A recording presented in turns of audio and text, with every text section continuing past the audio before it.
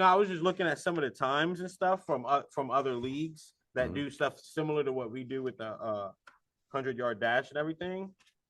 Man, and we kill it. So our 14 and under class, Mila. So basically, I just took the top times real quick and just compared the two. So Mila versus this. I'm not gonna say the names of the dogs, but it's a Pembroke Welsh Corgi. That the best time was 8.98, and Mila's best time was 8.71. So we would have won right there. For a second. The next one was a Danish Swedish farm dog, ran a 9.24. Well, Storm would have beat that with a 9.11. Yep. Thaddeus, ooh, my bad. It is what it is. All-American ran a 9.88, and Izzy would have beat that with a 9.2. And if we moved up to the 17 and under, we had a Brittany run a 7.69. Well, we saw Dime Piece run a 7.60. So Dime Piece would have won there. We had an Australian cattle dog run 7.78. Well, we had Pete run 7.67.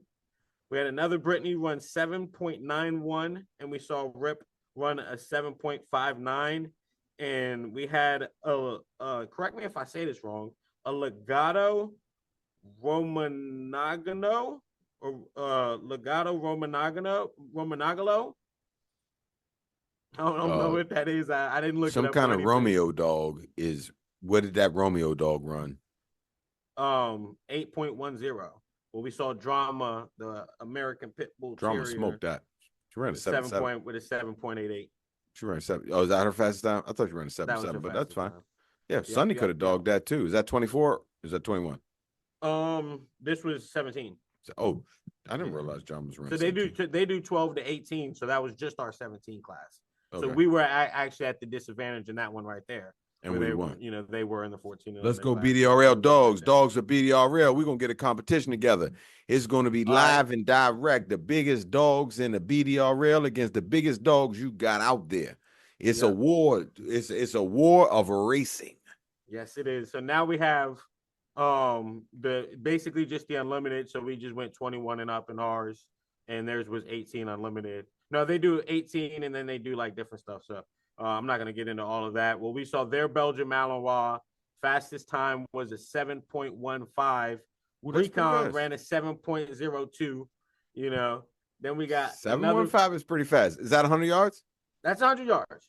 So where is this? Where was this held? This is in somewhere in Maryland, up north. Okay, somewhere in Maryland. Yeah, not exactly sure where. I didn't look at that. I just saw it was in Maryland, saw the event going on, and looked at lure track. Yeah. Ground lure or overhead? Ground lure. Okay. Ground lure. So it's a little. So again, if our dogs are on a ground lure, our dogs are going to smoke them. Now our dogs are running these times while tracking a flying lure. Yep, and people say that too, that their dogs spend more time tracking on our track than they do when they compete in the ground lure events. Yeah. And so sometimes you can see slower runs. So again, I agree with you. You put a ground lure on it, and our dogs are running even faster. So I'm gonna keep going real quick. So then we had another Belgian Malinois.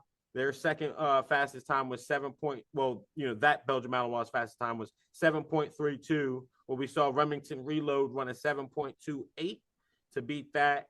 They had an All-American run a 7.41. Well, we saw Nikki run a 7.38.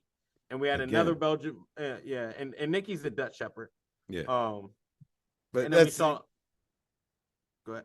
Close enough. You can put them against the Belgian Malinois. She did her thing. Yeah, she did her thing.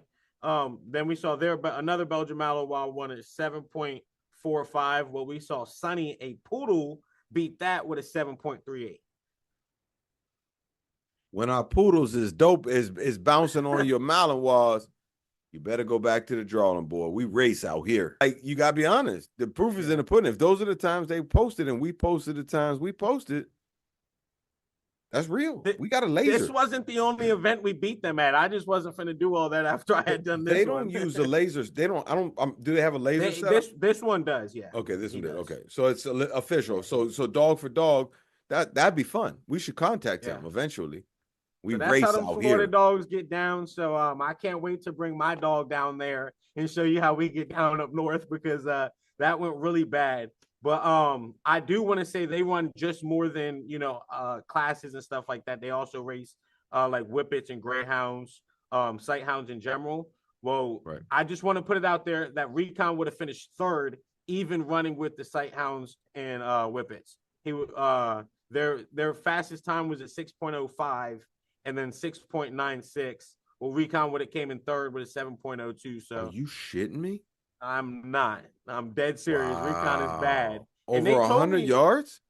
Those 100 whippets? yards. Yep. Go Recon. Yeah. Go Recon. Go Recon. He's not Yeah. that far off. He's right there, man. He's right there. Yeah. They told me that Wow. Recon's ran in the sixes before. And I'm So sure he has. Again, it's gonna be difficult to do that on our track because of the type of setup we have. We're different. We're brand new. You know what I mean? I think Recon can break it. He still pulls up right at the end. Yeah. Once he runs through it, I think he's breaking the sixes. I think he's gonna be the first dog to do it. That's where the teamwork comes in. That's where, as the dog's owner, you have to be on the team, and you have to, instead of jumping like a lot of owners, I watch them. There's a whole catcher's box for them to step back into to allow their dog to run through the lure, but they tend to come out and try to grab their dog, and and that's what that causes the dogs to pull up. I tell people, but it's gonna go like that right at the end. Yeah. Yeah, it is what it is. And that's what's special about BDRL is it is the teamwork. Yeah, you know, that is true. It's between you and the dog, yeah. and how that bond that you created. That go that word. I think Dime Piece I think in one of her finals, they was like bananas, and that was her best time ever there. They said bananas, and she runs her best time ever. So you know what I mean? Like it really is between you and your dog. Now, obviously, you need two people.